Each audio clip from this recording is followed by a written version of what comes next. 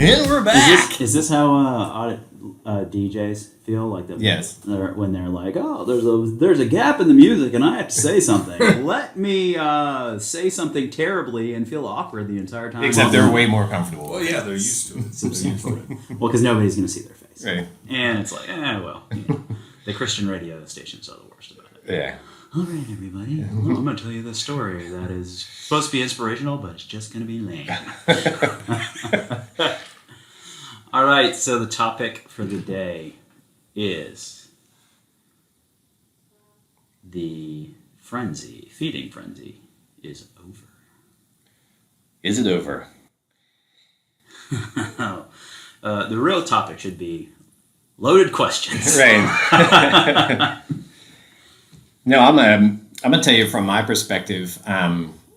This is where the individual markets are starting to kick in, because it's been a nationwide feeding frenzy, and some places are finally softening up, and my opinion is that's a good thing ultimately. So is it over? Not entirely, but there are definitely, you're starting to see hotter spots and cooler spots. And I think buyers and sellers, probably sellers more than anything else, need to be aware that like, just throw my house on the market, I'm definitely going to get 10 offers, I'm definitely going to get over asked. Like, those days they're starting to get in the rear view. And so I think the point here, and what we try to do here, is just set expectations for sellers that there are a few still hot spots, but don't be surprised if your agent tells you, hey, this might be a 2 or 3 week, God forbid, process trying to get your house sold, or longer, because that's more normal, and we're certainly starting to see that. I think some people might even be refreshed by it, because like right now it's just like, all right, the expectation is, okay, this is all you're going to think about for the next 5 days, and we're going to have to make a huge decision Monday. That's going to also be a convoluted decision, and hope that you make the right one, because if not, you're going to have to go back and do it all over again. Versus it being like, all right, we've gotten some offers, some of them are good, some of them are not, we can continue to wait, we can respond to these offers, kind of deal.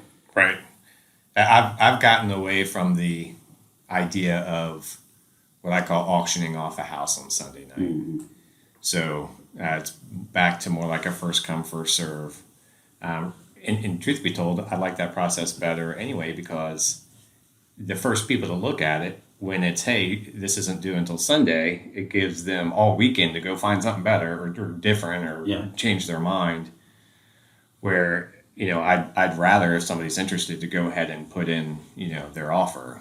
And so it does change that approach. But it also, the frenzy, getting a bunch of offers, it does come in convoluted. And the buyer and seller are forced to make this super rapid choice. Mm-hmm. And that's not good for everyone. I think we mentioned before, like the buyer's remorse rate is kind of high. Yeah. The seller's remorse rate is kind of high too, because you have to make such a split decision. It's still a little more in the seller's favor. They've got still the higher leverage.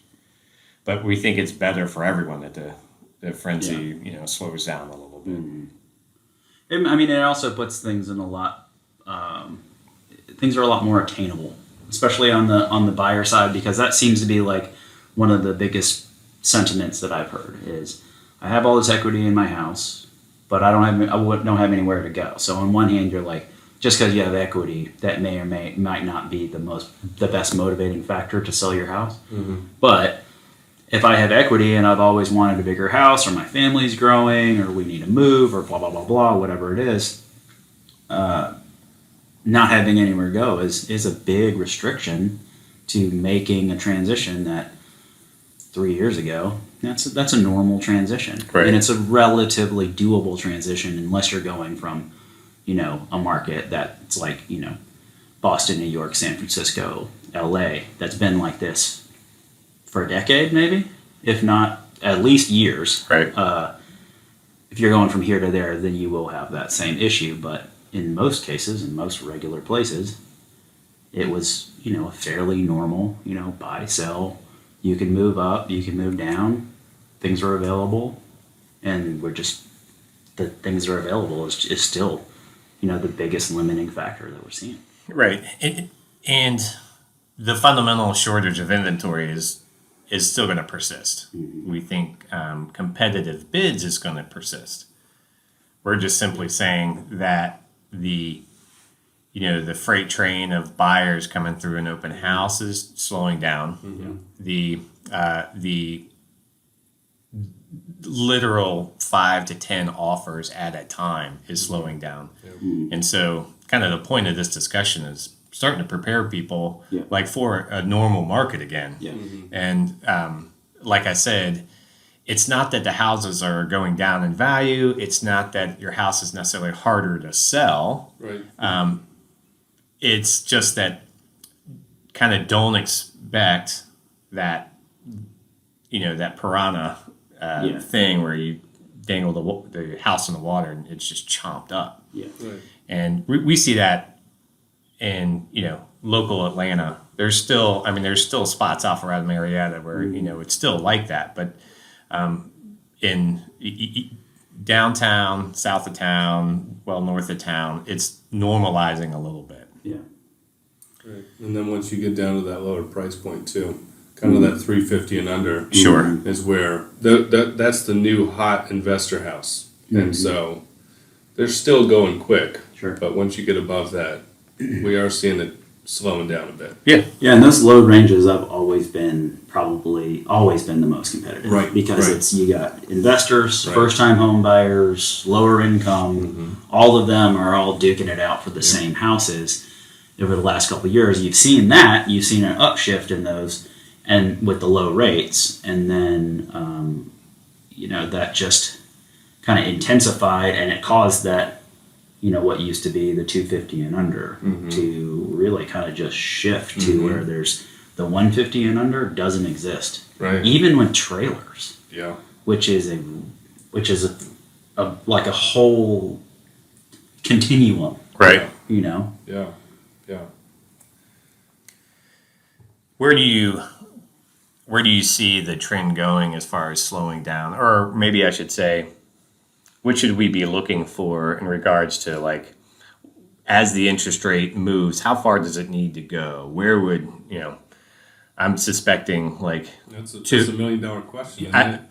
It's I agree. It's where is it going? But two, what would it take to actually go to get it to a normal market, which is like a 2 to 3 months to sell a home? Like, where do you think it would need to go? Because we still have an inventory shortage, right? Exactly. So this is kind of, I'm kind of spitballing when I say this, but I think we'd have to almost see 8-9% to see a flat market because of the inventory. Yeah, I still almost sometimes don't even know how much. Obviously, for obvious reasons, the interest rate goes up, people's buying power goes down. So there are some people that just straight by interest rates are going to get taken out of the market. Right. Which is, that's expected. That's, kind of part of the game. Mm. But part of me wonders, like, if you still have suppressed inventory, it just means that the people who can afford it, can still get in houses. Maybe there's not, like, you're at 2 offers or 1 offer, and maybe you get a little off of asking price. But I still think that because there's limited inventory, people will still buy, knowing when we don't have 7% inflation and we don't have crazy stuff going on in the world, that interest rate's probably going to go back towards the 5s or 6s, and they'll just refinance from 8-9 to 5-6, and keep cruising because they qualified at 8-9, so they'll easily qualify at 5-6. Yeah. And that's a good point, is that the buyers who need to buy are still going to buy, and the number, that pool is shrinking. But really, what it does more than it doesn't eliminate people as much as it simply pushes them down in price a little bit. So, to your point, Elliot, the lower priced houses, 350 to 4, those are now more competitive because the people that were looking at $500 are now looking at $450 because their payment, that's what their payment now gets them. But they're still looking and buying. I think the key point there is because the interest rates have gone up doesn't mean people have dropped off the buying pool entirely. They've just shifted their focus a little bit down in price. Yeah, and that lower price range is still, the inventory is still extremely low. I mean, I would even say that inventory in that price bracket is even lower than some of the other price brackets, maybe even that 5, 6, 7 range. I feel like that range, specifically in this market that we're in, probably has the most saturation.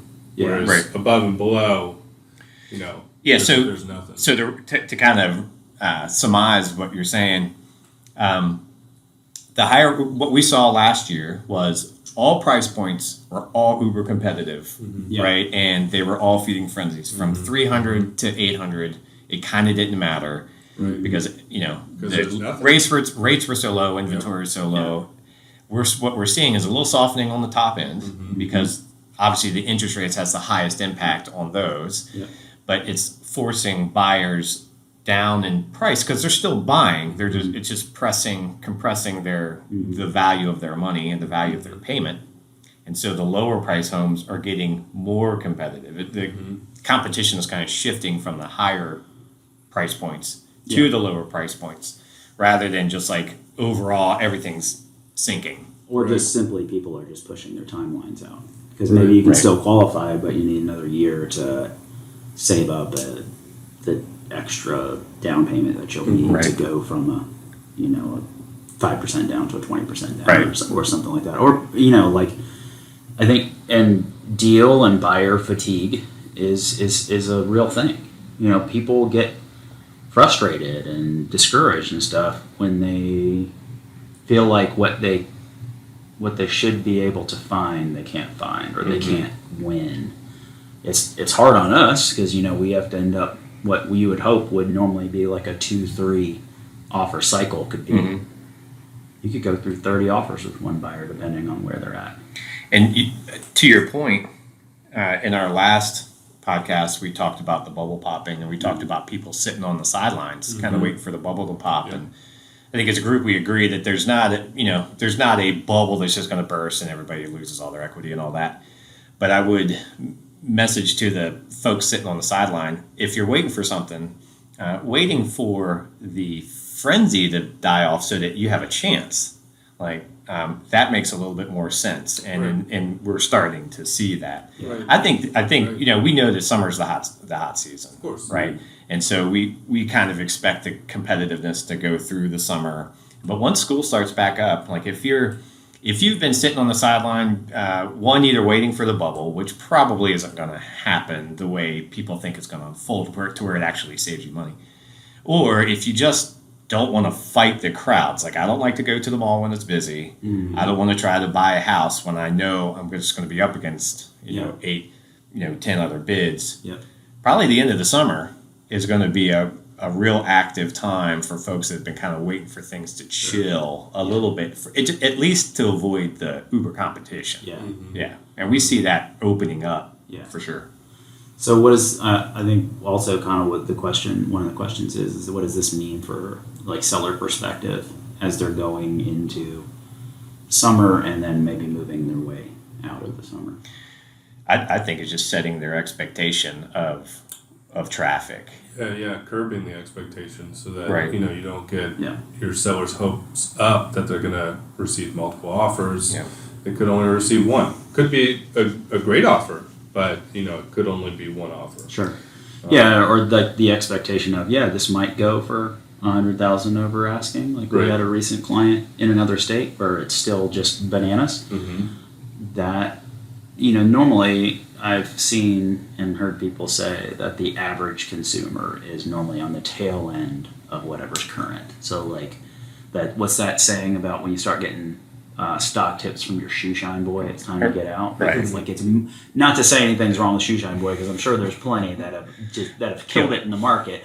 But once it works its way through the news and then Facebook and then your grandma hears about it, when grandma's like, oh, do you know that your house is going to sell for $100,000 more than what it was? And you're like, Yeah. Like I see it every day. Right. It Months might. too late, Grandma. Yeah, that was true 6 months ago. That was true when the rates were at essentially zero. Right. Not now.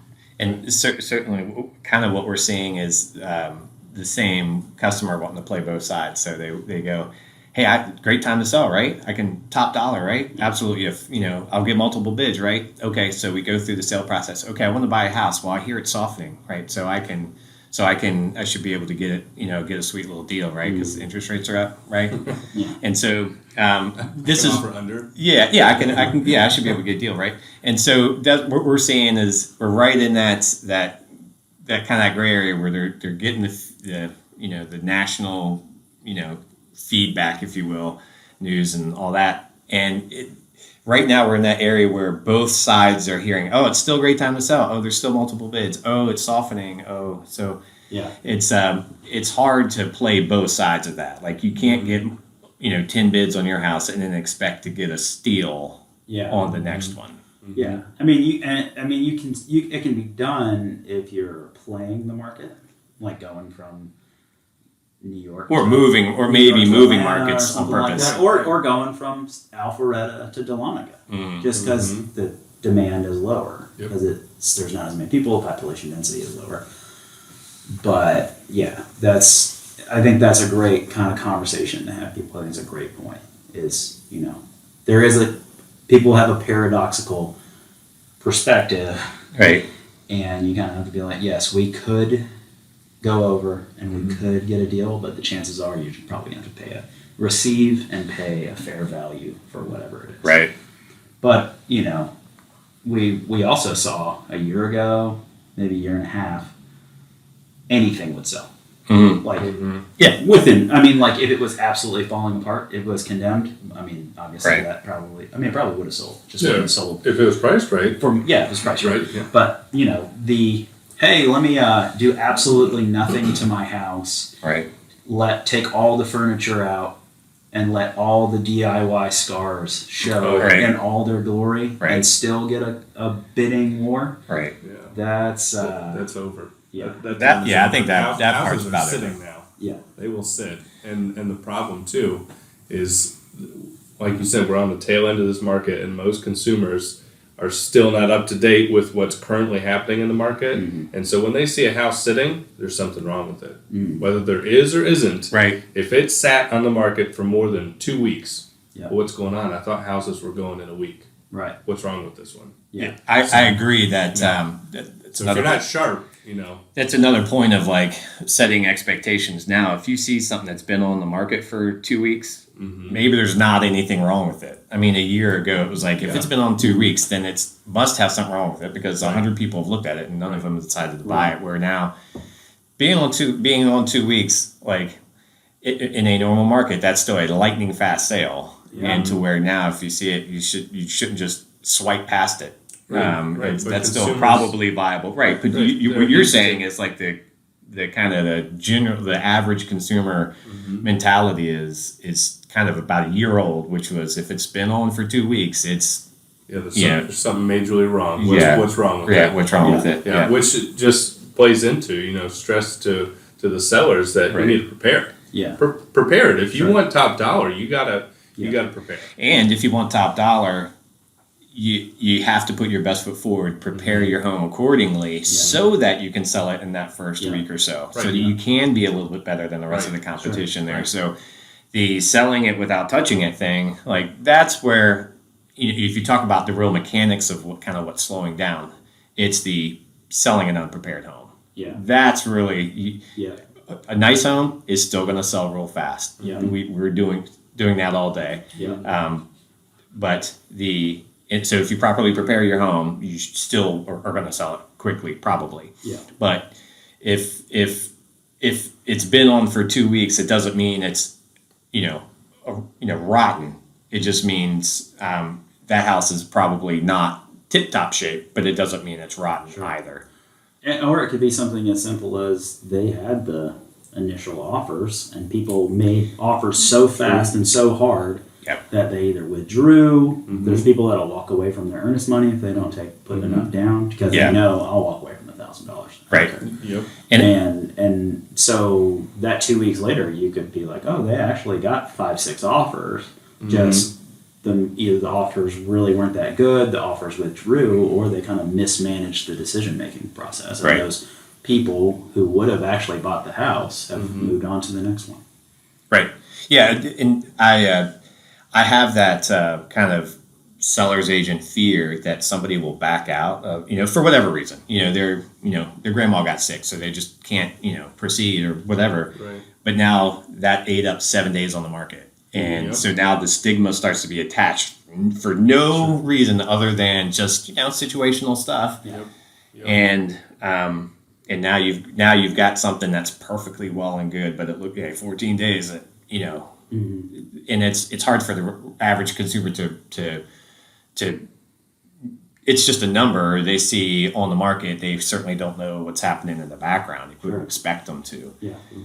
But I would be encouraging folks that are looking for homes, if they're saving a home on their search site, like keep all of those in mind. Right.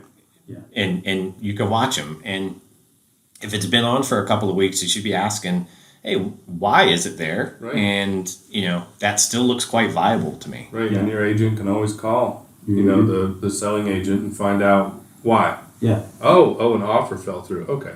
Yeah. Well, now it makes sense. Yeah, I mean, right now we're like quick to update a listing to say, hey, offer fell through. No fault to the seller. House is so awesome. Right. Still come and see it. But we have to do that to kind of mitigate the damage of, a couple extra days on market, or at least what people see. Yeah. And people, I think you also have to prepare like the buyers that remember that 2 weeks doesn't necessarily mean that it's an absolute peace. And it also doesn't mean that somebody's going to take half. Right. You can, and I think that's where some people have fallen into the traps with investors, is the investor thing. So it's didn't go for the feeding frenzy, so now I can just slide in for nothing. And if it needs a lot of work, I would guess, or they're super desperate, and there are those cases, but it doesn't necessarily mean that a house that's priced appropriately isn't going to also sell for that price. It just won't sell for that price in 2 days. It'll take 2 weeks, or 3 weeks, or whatever. You had that house in Timber Ridge.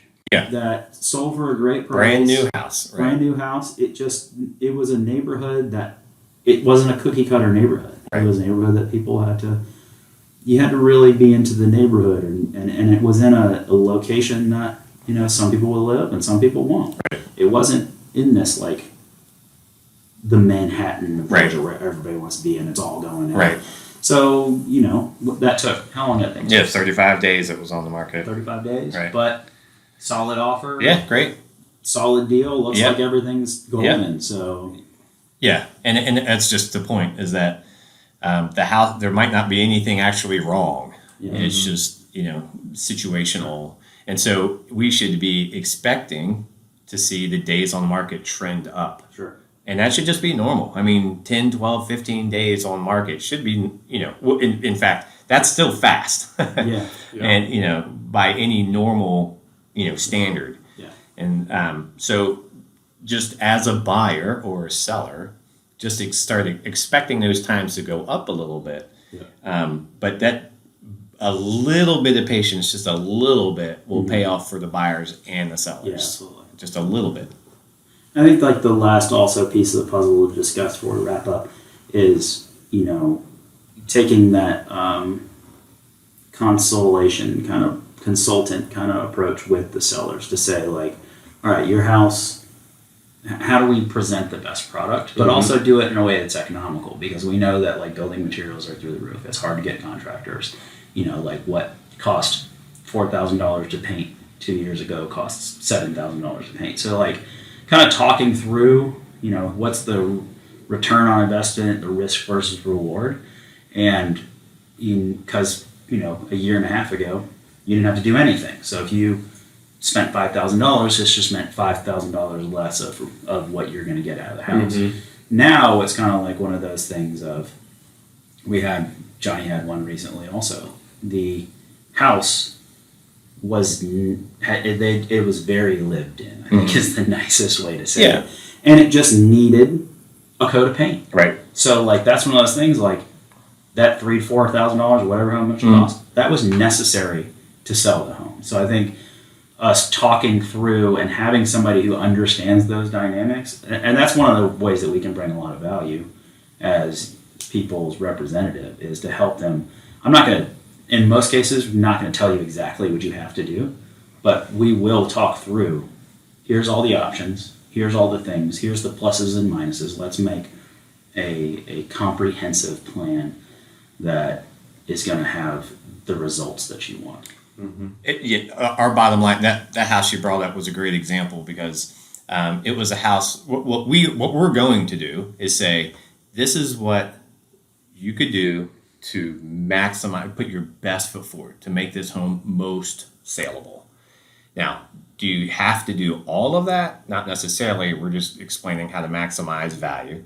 And then certainly there's a little bit of an investment there. You got to put money in, and we'll help break that down, right? We're not saying you need to spend 50 to get an extra 20 out of it. We wouldn't, consult that way. Yeah. But the house you just mentioned, it really was a coat of paint away from being worth probably 20, 25,000 more. Doesn't cost anywhere near that to paint the house. And once we talked to the sellers and they agreed and did the work, and now it looks fantastic. And so that's a great example of we consult. We're going to tell you, what it's going to take to get there. Yeah. And then you just have a conversation about, what's actually doable and where the return is. And your motivations as a seller just might not be to do that. Yeah. But you have to understand that the feeding frenzy and the ability to sell unprepared homes, that's waning. Yeah. And so you can just understand you can't sell an unprepared home for top dollar like you could before. Yeah. Right. I think that sums it up. Well said. Well said. Thanks for joining us again on the podcast. We'd love to hear your comments. If you have questions, topic ideas, whatever. This is something that we do to try to educate. What was that? Like, subscribe. Oh yeah, like, subscribe. But this is kind of something new we're doing. But I speak for myself personally, and I think Elliot and Johnny reflected is like something that I enjoy doing. Yeah. It also is a good way to connect. So it's also to connect with you. So be part of the conversation, and we'd love to have you. All right. Good job, boys. Woo.